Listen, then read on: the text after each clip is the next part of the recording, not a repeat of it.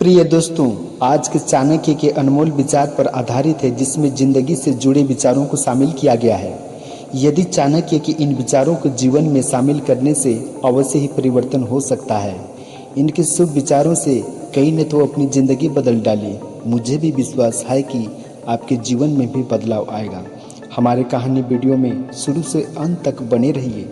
इन्हीं आशा उम्मीद के साथ इन विचारों को शुरू करते हैं। कल्प वृक्ष अभिलाषाओं की पूर्ति करता है, लेकिन लकड़ी ही तो है। सुमेरु पर्वत धन का भंडार है, लेकिन है तो पत्थरों का ढेर।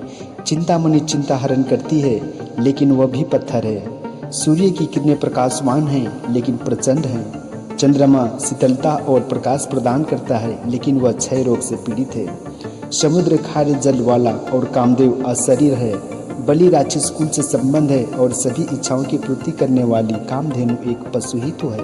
हे ईश्वर, इनमें से कोई भी आपकी तरह महान नहीं, किसी को भी आपके तुल्य नहीं रखा जा सकता। अर्थात जगत में ईश्वर सर्वोपरि है। स्वाभाविक दोष वे दोष हैं जिन्हें कहीं बाहर से ग्रहण नहीं करना पड़ता, बल्कि वे स्वतः ही जन्म से आविर्भूत होते हैं। पक्षी स्वभाव और जन्म से ही उड़ने में निपुण होते हैं।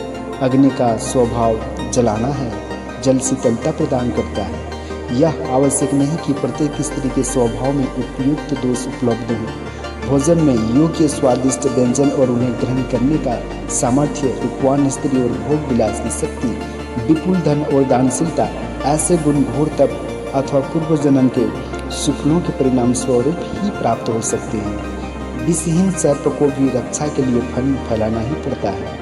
संसार रूपी इस वृक्ष के अमृत के समान दो फल हैं, सुंदर बोलना तथा सज्जनों की संगति करना। जिस पिता का पुत्र आज्ञाकारी हो, पत्नी अनुकूल आचरण वाली और पतिव्रता हो, जो मेहनत से प्राप्त धन से ही संतुष्ट हो, ऐसा व्यक्ति इस संसार में ही स्वर्ग सा सुख अनुभव करता है, अर्थात संतोषी सदा सुखी।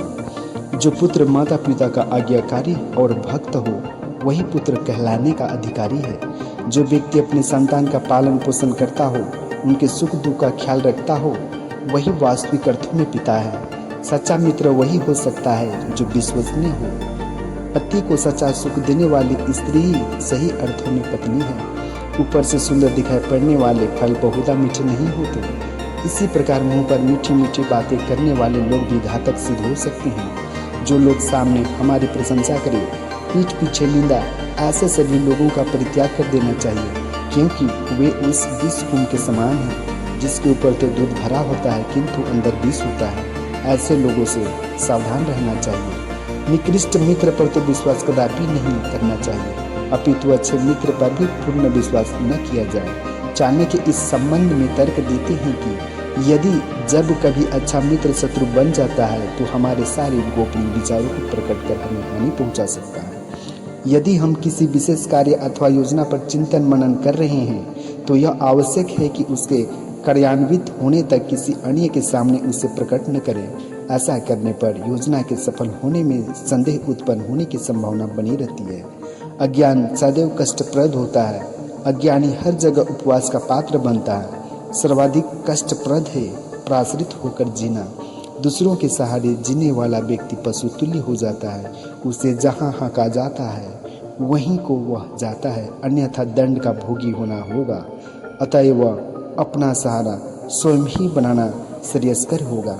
प्रिय बंधुओं, आप लोगों को चाणक्य शुभ विचार अवश्य ही पसंद आया होगा। बंधुओं, हमारे चैनल को लाइक और सब्सक्राइब करना न भूलें। धन्यवाद।